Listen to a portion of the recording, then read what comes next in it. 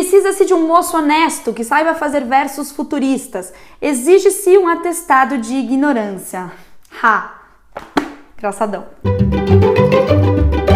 E aí, galérias, a voz ainda tá um pouquinho zoada, mas tamo aí, né? Em 1922, entre os dias 13 e 18 de fevereiro, aconteceu a famigerada Semana de Arte Moderna. Famigerada, é muito boa essa palavra. Pois bem, e não passaríamos despercebido dessa semana aqui neste canal. A gente já falou de Anita Malfatti lá na exposição do MAN, se você não viu, vai lá ver que ela é uma coisa de maravilhosa. E aí, pra falar da Semana de 22, eu fui na livraria e adquiri este livro, que é 22 por 22, a Semana de Arte Moderna, vista pelos seus contemporâneos. São textos de jornais, revistas, enfim, publicações que saíram durante o ano de 22 sobre a semana, sobre o modernismo e tal. A Semana de Arte Moderna, ela não é exatamente um evento inaugural do modernismo no Brasil, ela é mais uma iniciativa gradual da implantação do modernismo, porque eles propunham uma mudança nos padrões estéticos, uma renovação na linguagem, então eles foram aos poucos introduzindo e apresentando esses novos trabalhos. Bom, em 1917, a Anita Malfatti tinha feito a exposição de pinturas modernas, que foi carcada pelo Monteiro Lobato. Então os modernistas, principalmente o Mário de Andrade, o Oswald de Andrade e Menotti Del Pica, eles chegaram meio com o pé na porta, assim. O próprio Mário de Andrade escreveu: há exageros em nossa arte? É natural? Mas primeiro se derruba os preconceitos para depois elevar outras verdades. Mas é muito interessante ver como foram as reações e todas as discussões na época, porque hoje, passado, né, o tempo, parece meio natural o que aconteceu. Mas tem algumas questões que foram muito discutidas e eu vou dividir aqui com vocês. Enquanto eu lia o livro, eu ia pensando como seriam essas discussões em tempos de Twitter e redes sociais, né? Porque tem alguns artigos que eles são resposta de um pro outro, assim, e demora pra sair, né? Porque depende da tiragem do jornal, da revista, então o intervalo das respostas é maior, não é 300 respostas num Twitter em um único dia. Bom, o livro tá dividido em duas sessões. O primeiro são as pessoas que são a favor do modernismo, né? São os bárbaros e futuristas, então tem o Mário de Andrade, Oswald de Andrade, Menotti Del Pica, Sérgio Millier e outros. E aí tem a galera contra, que é a consagração da vaia. E aí tem os jornalistas Cândido, Oscar Guanabarino, tem o Plínio Salgado e também outros. Um dos primeiros artigos é do Sérgio Buarque de Holanda. Ele escreve que uma das características do movimento é a liberdade do artista como uma reação ao excesso de amor pelas regras dos parnasianos. O parnasianismo estava em alta naquela época. Ele cita como exemplo a deformação plástica do Rodin e do Cézanne, e que eles estão rompendo com uma rotina costumeira e que os bárbaros são necessários. Daí o Menotti Del Pica, que tá super animado, ele diz que vão se realizar noitadas esplêndidas de arte na próxima semana e que será o maior acontecimento mundano da temporada. Os artigos falam de alguns temas, um deles é São Paulo, eles enaltecem São Paulo. São Paulo criou, antes de qualquer outra unidade da federação, um pujante surto de vida atualizado nos seus limites. Prova disso vai dá-la no municipal. Será um grande acontecimento histórico para a vida mental do país e uma festa de alta repercussão social para São Paulo. Portanto, a ela estão ligados os nomes dos mais genuínos representantes da mais fina aristocracia paulista. Sim, era um evento meio aristocracia mesmo. Mas o que eu achei mais curioso e que foi uma discussão que tomou a maior parte dos artigos é que, a princípio, os modernistas se intitulavam futuristas. Eles iam chamar a semana de Semana Futurista. E esse termo futurista é associado diretamente ao futurismo do Marinetti, italiano, super radical. Em vários textos, os modernistas escrevem se defendendo que o futurismo de São Paulo não tem nada a ver com os dogmas do Marinetti, que eles são futuristas porque eles tendem para um futuro construtor e não ao academicismo. Mas a galera que escreve contra insiste nesse termo, e o Cândido, por exemplo, olha o que ele escreve. Ele começa falando do futurismo do Marinetti.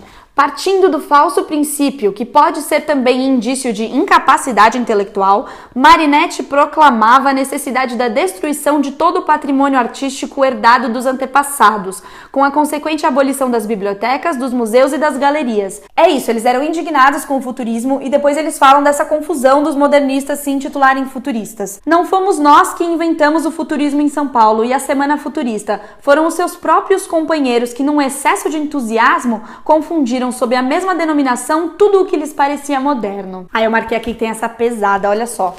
Tenha paciência, o ilustre poeta, para ouvir uma verdade que todos nós conhecemos por observação própria. Os doidos se encolerizam quando são chamados por essa denominação, assim como os ébrios se irritam quando ouvem a alusão ao seu estado de intoxicação alcoólica. É o seu caso. irrita-se com a classificação que lhe convém e revolta-se porque deseja desviar o ridículo que não evita. As artes procuram um novo rumo, é certo, mas esse rumo, essa nova orientação, não pode ser a idealização do ridículo. Os modernistas chamaram o prestigiado escritor e diplomata Graça Aranha para participar da conferência inaugural da semana. E ele traria consigo algumas figuras importantes, não diretamente relacionadas à arte, e também alguns patrocinadores. Alguns criticaram, obviamente, e o Oswald não. O Oswald foi feliz, ele escreveu o seguinte: esses nomes que formam a comissão de patronato da curiosa iniciativa não podem ser mais esquecidos. Eles representam o primeiro acolhimento da alta sociedade brasileira pelos seus líderes mais legítimos, a arte pessoal do país novo. E aí então rolou essa história do Graça Aranha e os figurões. E aí aconteceu a Semana de Arte Moderna e tem alguns artigos com as repercussões. Repercussões. Tá. Desde a famosa Semana de Arte Moderna, todos os jornais têm um espaço demasiado a ser preenchido com histórias burlescas de pessoas que se digladiam sem qualquer elegância. É triste. Eles ficavam meio que se atacando, os contra e a favor, e os jornais davam espaço para essas notícias, enfim. É isso que tá chamando de triste. O Menotti escreveu: com o triunfo de ontem, terminou a gloriosa Semana de Arte Moderna. O que ficou dela? De pé, germinando a grande ideia. Dos vencidos, alguns latidos de cães e carcarejos de galinhas. Tô falando que eles ficaram se alfinetando aí depois. Surgem sobre tal acontecimento as mais desencontradas opiniões, transparecendo contudo de todas elas o extremo ridículo em que caíram os promotores dessa festa. Aplaudindo calorosamente a atitude do nosso público, não podemos também deixar de agradecer vivamente aos futuristas pelo ótimo divertimento que nos ofereceram, pelas terapêuticas gargalhadas que nos souberam arrancar. Um bravo, pois, aos impagáveis clowns da arte. Tem um que nem é assinado, que diz que os modernistas deviam estar satisfeitos porque eles não queriam aplausos. Aplausos significaria que as pessoas estavam acompanhando, estavam entendendo, e eles queriam vaias mesmo para chocar, para escandalizar a Pauliceia. Vários artigos também comparam a semana ao carnaval, né, que não era uma coisa séria. Sobre as obras em si, tem algumas reações. A Guiomar Novaes é a mais aplaudida, ela é unânime, todo mundo gosta. E aí o Guarnabarino fala aqui, por exemplo, 261. Em música são ridículos, na poesia são malucos e na pintura são borradores de tela. Já o Sérgio Millier fala super bem da Anitta e do Villa-Lobos, quer ver? Anitta Malfatti, vigorosa e ousada e inteligente. O Homem Amarelo, o Japonês, Paisagem à Beira-Mar são puras obras-primas.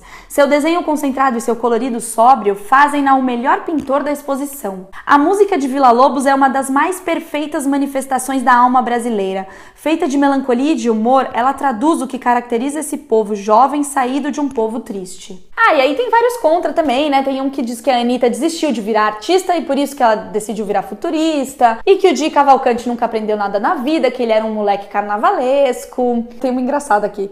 A tela menos futurista da exposição é o Homem Amarelo, pela simples razão de que o homem é realmente amarelo. O artista deveria indicar ao catálogo Homem Azul, ou outra cor qualquer. Diz também que o Brecheret plagiou a escultura Eva de um italiano chamado Attilio Selva. E aí a Gazeta faz uma reportagem esclarecendo que não, que as obras são diferentes. Bom, na época não tinha Google, né, pra pessoa ir lá e checar a imagem, não tinha um acesso tão fácil a qualquer escultura de um italiano. E aí então precisou-se de um artigo para esclarecer este mal-entendido. Tem uns textinhos que dão uma tirada de sarro e que são até espirituosos. A Semana de Arte Futurista deverá ser inaugurada na próxima segunda-feira, 13 do corrente, donde se conclui que a respectiva comissão não é supersticiosa. Precisa-se de um moço honesto que saiba fazer versos futuristas. Exige-se um atestado de ignorância. Engraçadão. E são várias notícias, tem umas mais, umas menos emocionadas. O livro é bem grande, bastante coisa, mas foi esclarecedor viver a cabeça deles naquele momento. Fica menos fantasioso pensar sobre a Semana de Arte Moderna, sabe? Mas que eu queria ter ido. Então chegamos ao final deste vídeo, se inscrevam aqui neste canal, dá um like nele, eu vou deixar as redes sociais aqui, a gente vai falando tudo, porque a gente se ama, não é? Beijo, tchau, até!